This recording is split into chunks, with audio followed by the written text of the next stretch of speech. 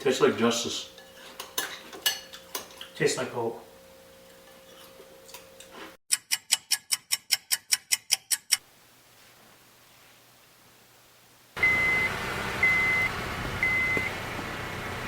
Yeah, what's up? Tell me, do you bleed?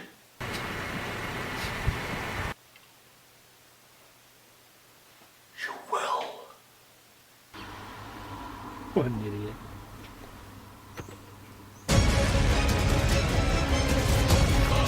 You're gonna go to war. That son of a bitch, bro. You're psychotic. That's a 3-syllable word for anything. Oh, shit.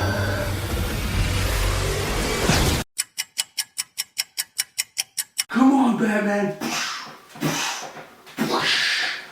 Stay down. If I wanted it, you'd be dead already. What are you doing?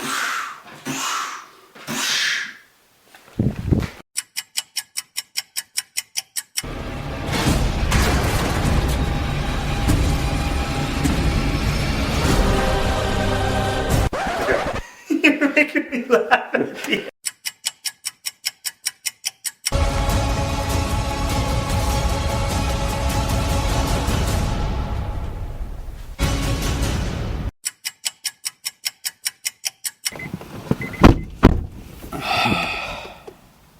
We've been waiting 3 years for this, man. This is it. We're seeing Batman v Superman.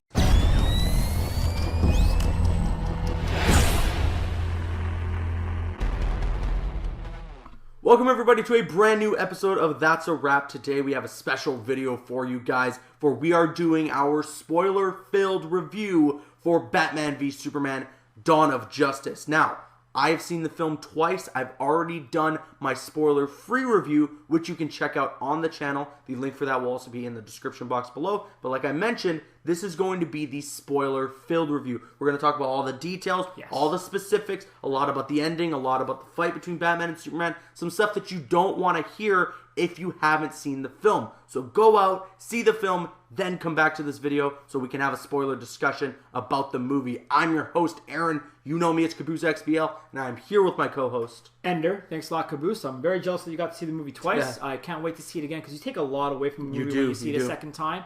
This was 3 years in the making. Ever since we saw that image at San Diego Comic-Con 3 years ago, I've never remembered for a long time I've been so anticipated to see a movie. Now, and with that kind of being said, it did not blow my head off. It wasn't epic, but we are going to get into that. Yep. So it wasn't what I thought it was. So you've already heard my thoughts on the film. You've already seen my spoiler review. You've seen my positives. You've seen my negatives. So I've given you my main thoughts. What did you think about Batman v Superman: Dawn of Justice? So what I wanted to do, Caboose, I was going to talk about the characters a little bit, and then just get into the movie as overall. So you want to talk about some of the positives you got? Some of the positives that I got away here. Okay. And Ben Affleck. How was he going to be as Batman? So good. I thought he was good. Older, darker, grittier. It was needed. He played that very well. They selected the right guy. And also, everybody's got to keep in mind, we've got to see him in a standalone Batman movie. Yeah. I think he'll knock it out of the park in a standalone Batman movie. He wasn't the main guy. He's a big part of this movie, but there's lots of other characters, lots of other things going on in this movie. So I think he did a good job. Yeah. Henry Cavill still didn't nail it for me for Superman in this one. No. I don't know really? why. He just still I thought he was great. Didn't nail it for me for that role. I thought Lois Lane played a much more bigger role than Amy Adams in this movie. She was awesome. The love between her and Clark, I felt a lot more in this movie, as opposed to probably should have felt that in Man of Steel. And I thought Alfred was good as well. More hands-on, kind of an older, bit of a younger, like hip completely Alfred. Unique Alfred from what we've seen in the films. That is, yes. So yeah, and I totally agree with you. All these characters were fantastic. And I know freely right now we can talk about kind of the before we get into the 2 stars that kind of stole the show, the polarizing thing that you talked about in your non-spoiler. So there was one negative thing that I had in my non-spoiler review that I couldn't really talk about before it dived into spoiler territory. But now that we're doing a spoiler review, it was the fact that Batman killed in this movie. This was something that I was like so sure wouldn't be a thing, because then why is characters like the Joker still alive? Why are characters like Harley Quinn still alive if Batman's just a killer? And it wasn't even not just that he killed, he had the look in his eye. Yeah, I know. He was Superman pissed him off so much that he had that look in his eye. But that's one thing. For me, I actually like that. See, that's crazy. I did. And I like that, but that is not the core of who Batman is. Yeah. That is not what we know. That is not what we grew up on. So a little bit of a different angle there. Let's see where he's going to go with it. But I know that was a polarizing thing in the community. I will say this much, though. Although I didn't really like that Batman killed in this movie, upon my second viewing, I'd encourage a lot of you guys to really pay attention to Alfred's "that's how it starts" line. Because if you really pay attention to it, it's just a brief explanation as to why Batman is so ruthless as he is now. It's an important part. It's a very important line in the movie that you have to pay attention to. But yeah, gotta agree with you overall. A lot of these characters were great. But the two that stole the show, well, first and I'm foremost, so glad you agree with me on this. I'm very happy that I was wrong, but Jesse Eisenberg stole the show. I don't think anybody else can say anything different. So good as Lex Luthor. The eyes twitching, the mouth twitching. He was maniacal, despicable, borderline psychotic. He couldn't even give that speech when the people were at his house just because he's so disturbed. Killing 20 people like that in a courtroom. Yeah, that was messed up. He did the role very good. I'm very happy that we got to see him with a shaved head at the end as well. And Batman showing up with the brand. Oh my goodness. He played a pivotal role in this movie. And then when he says to Superman when he's bowing down, now a god bowed down to me, he had a couple of really good lines. He was just so good in the movie. And a lot of people are comparing him, saying he's like the Joker? Yes. Are you kidding me? Please, let's stop that. That's an argument for another day, That's an argument for another day. But no, he was fantastic in the movie. I thought that he was a good choice for the Lex Luthor that they wanted to have in this movie. Yes. You get now why someone like Bryan Cranston or someone older 100%. couldn't fit that role. 100%. So I thought they did a good job with the casting of Jesse Eisenberg. And Caboose, my absolute favorite part of this movie, which probably a lot of people's, oh my god, the music, the intensity. My blood was pumping when Wonder Woman came down through that sky and blocked that beam of light with her wrist shield. Oh my goodness. I want to watch the movie again so badly just to see that part. It was such an iconic thing I'm going to take away from this movie. It was just awesome. I mean, the whole crowd started cheering the first time that I saw it on the Monday fan screening. But when we got to see it, even though it was a press screening and you have some more professional people there, people were still applauding because it was just such an awesome moment. The music was just pumping. It was just so good. Now, however, with that being said, taking away some of my complaints that I had of this movie, I thought it was very slow at the beginning. It really did. I was kind of just waiting for something to happen. Something like maybe just a small fight scene in between there. So I was really, really waiting at points.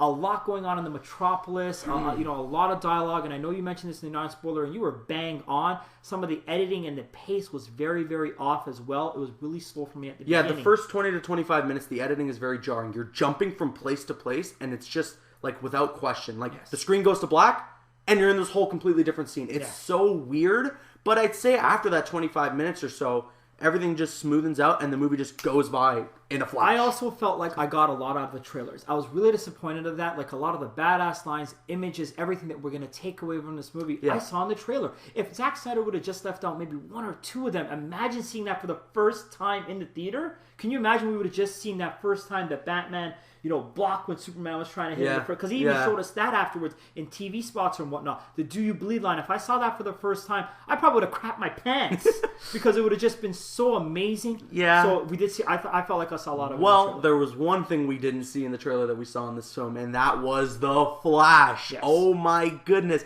We got so many little hints and so many teases about this nightmare sequence, and we had so many questions going into this movie about what was going on, and none of them were answered. And I loved that because there is a culmination to these films that's leading up to the Justice League, and that's when we're going to get our questions answered. So that Flash moment was just so special to me. What the hell's going on? I think I have an explanation, but I'm going to save that for another video. But overall, just fantastic. I mean, it was so cool. Why is Lois Lane the key? Yes, I wonder why he said that. It was good, but overall, the way the Justice League was revealed, once again, that was a complaint. Through the data on the computer? Through the data and the computer. I thought it was pretty cool. I thought I was going to actually physically see them for a moment. That's why, again, Lex Luthor playing a pivotal role because he had the data and the information on them. The way they were revealed was not great for me. I would have loved to have just seen them in the movie. It wasn't the greatest thing for me. See, part of me as well, I was expecting, the end of this movie would kind of be the whole Justice League lined up, ready to take down Doomsday or something. But part of me is also very happy that didn't happen because, I don't want them just shoehorned in there. I don't want them just thrown in there. Granted, they kind of were with the whole data part of the movie, showing the Flash in a convenience store, stopping a robbery and everything like that. No, go ahead. Sorry. What were you saying? I was going to say, although, of course, everybody was probably hoping that Aquaman was going to come through that water with the spear and put it through. Spear. And, that kind of just jumps us in with the fight scene. I thought the fight scene was good between them. With Doomsday. But once again, with Doomsday, and I'm talking about Batman and Superman, wasn't epic for me. It just wasn't epic for me, but a very nice tie-in with that Martha line that nobody has ever seen before. I know no one's ever really pointed out that coincidence. So that was well done, but still, it just wasn't epic for me. It was very well done, and he was kind of just there in the suit, and let's go at it, Superman. Yeah, I know he kind of just appears in the suit. You don't really see him build it or anything. It was a little random. It did look amazing. There's no doubt about it. But once again, just not epic for me. And it's probably just due to the fact that I was just so excited for the movie and I just wanted my head to blow off, and it did not. Would you say your expectations were too high, or would you say they were rightfully so at such a high point? It definitely was high, just because of the title of the movie alone. Yeah. So maybe that's why I'm a little bit let down. I want to watch it in a second and third time, but obvious complaints that I do have. But the Justice League movies got huge potential. Lots of question marks that has come out and of this the movie. Wonder Woman movie has so much potential. Yes. I mean, she was probably one of the best parts of this movie. Probably the best for you, considering that moment when she comes down blocking Doomsday's lasers. It was wonderful. But I mean, that Wonder Woman movie's got serious potential. A lot of the characters and everything in that. Really cool Easter egg in the photo as well. Oh yeah, with Chris Pine being in it. That was awesome. Very cool Easter egg. Overall, I'm just really excited for the future of the DC Cinematic Universe. I don't give a damn what the critics say. I was a big fan of this movie. You've already seen my score being an 8.5 out of 10. What would you score Batman v Superman? I give the movie a 7 out of 10. There's obvious flaws. But I mean, as critical as I am as this movie, and I really was. I calmed down a little bit doing our review. I'm actually even a little bit more excited now for Justice League because of the question marks and because of what they're preparing, and because we know what's going to happen. I am very excited. So anybody that was upset or concerned about this movie, Justice League's got a lot of potential to be really, really huge. Absolutely, and it begins filming in just about 2 weeks now. So I am so excited for the future of the DC Cinematic Universe. I'm glad that you are as well. With all that said, let us know your spoilery thoughts in the comment section below for Batman v Superman: Dawn of Justice. Also, don't forget to follow us on our respective social media platforms. The links for that will be in the description box below. I'm your host, Aaron. You know me as CaboosXBL. I'm here with my co-host. Don't forget to drop a like if you enjoyed, leave a comment if you have an opinion, subscribe if you're new, and that's a wrap. Next time you leave a comment on your video, don't go to it. Caboose is dead. Bury it. Consider this mercy. Tell me, do you review? okay, that was enough.